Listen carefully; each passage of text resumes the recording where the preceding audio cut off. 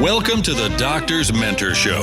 If you believe that medicine is an industry and not a profession, if you enjoy submitting complex reimbursement claims, or you would do another residency just for fun, be advised, you're about to be offended. You should probably leave now. All this talk about mentoring doctors is ridiculous. I thought doctors learned to do everything better than everyone else the first year of medical school. At least that's the way they act. If you love assisting patients with vitality breakthroughs, if the right to practice medicine without interference is important, and you want expert tips for practice freedom and profits to support your epic life, welcome aboard and prepare to be blown away. The Doctor's Mentor Show starts now. Here's your host, Dr. Lori Barr.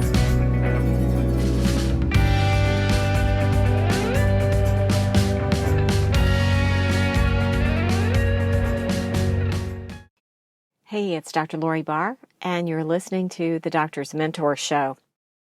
A while back, I wrote a blog post about 5 steps to combat the harm of sitting, and it was based on some research that has been emerging for some years now about the health risks associated with sedentary lifestyle.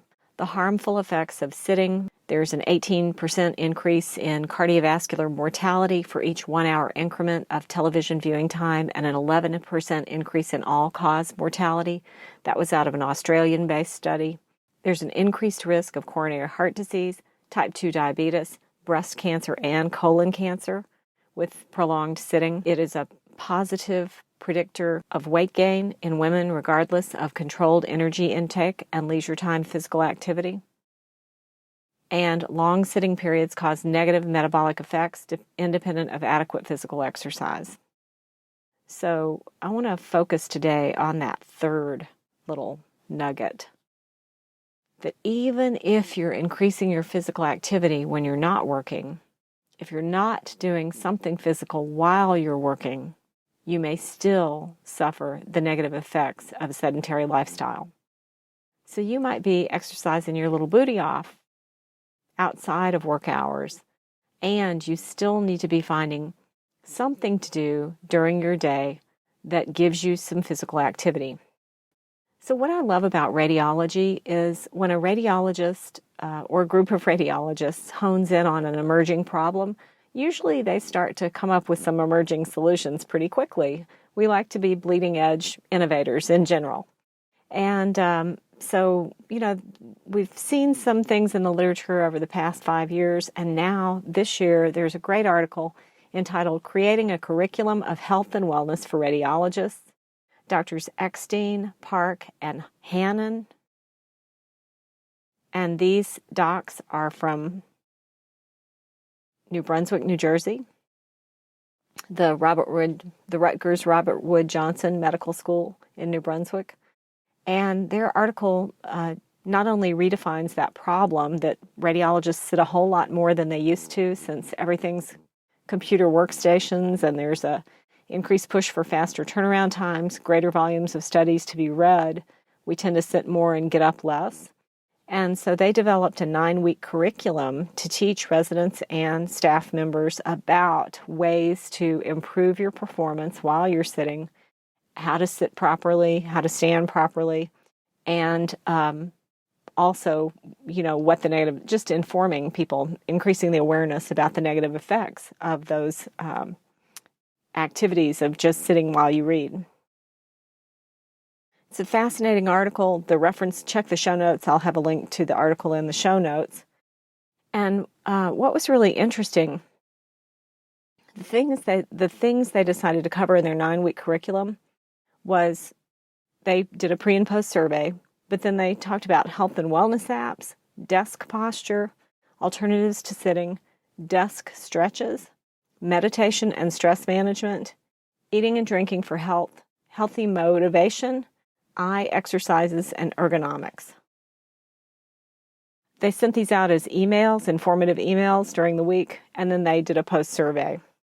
And they saw some outcomes improve. And today we're just covering some basic steps you can take to combat the negative impact of sedentary lifestyle. Now, as you know, sedentary sitting around is what we're talking about. If you do it, you increase your risk of weight gain, cardiovascular disease, type 2 diabetes, breast cancer, colon cancer, and 18% increase in cardiovascular mortality for each 1 hour increment of television viewing, and 11% increase of all-cause mortality if you're sitting to watch the TV. So what can you do to battle this? Let's go through some simple steps. One is take some steps. 12,500 is the magic number. If you are a high stepper, then you will likely have a normal body mass index even when you're past menopause or andropause, and that's a healthy number of steps to aim for every day. Step 2, get a sit-to-stand desk so that you can vary up your activities. Make sure it's sturdy enough that you can use it as a balance bar for swinging your legs, doing some leg lifts, doing some high steps, and not losing your balance, or sliding a cross-country ski machine, a treadmill, or I like to use a mini trampoline. The Cellar Sizer is my favorite, right while I'm reading. Step number 3. Step number 3, get some Band-Aid. Use some resistance bands. I like the Amazon resistance bands. They come in a nice little travel pack, and they fit easily right above the knees or at the ankles. Of course, they're a loop band, like a giant rubber band of different resistance, and you can do some little leg wiggles with it, or, stretch your foot forward and backward while your other foot is stationary. And then if you get a non-looping band, just a straight band, you can tie it to your standing desk and do your resistance that way. Step number 4, do some fidgeting. Try chewing some xylitol-based chewing gum. Tap your toes, wiggle your fingers, thumb wrestle somebody when they walk by. Maybe the clinician who comes in, hey, we have a case we want to talk about. And you say, hey, I need to take a break from reading right now. Let's do some thumb wrestling. So you thumb wrestle them, and then you show them the case. And not only have you gotten deeper on the track of taking care of the patient, but you've deepened your relationship because you've done something fun with that other person. Great little activity there, thumb wrestling. And then step 5, incorporate movements into your routine that support your hip flexors. Your hip flexor muscles will become weaker as you continue to sit.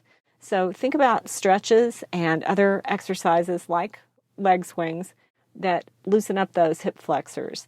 I like Rick Caselge's 10 exercises in his Unlock Your Hip Flexor program. These links will be in the show notes. 5 steps to help you combat a sedentary lifestyle. Now remember, you may be getting plenty of exercise outside of work, but if you're still sitting for 8 hours, it negates all of that stuff you're doing outside of work. So you definitely want to be doing some things inside of work as well. That was from a study that came out in 2018, highlighted that fact. So let's get some movement in during the day, and we'll all be healthier. Your next step. Your next step is to pick one thing you can do to increase your activity and to get up and be less sedentary during your day. It's not just a risk for radiologists, although radiologists are at high risk from this occupational health hazard. I'm Dr. Lori Barr. One idea is all it takes to change your world. Are you stopping at a hospital? Hello? Don't you know that hospitals are one of the sickest places on the planet? Don't touch anything in there and get out as fast as you can.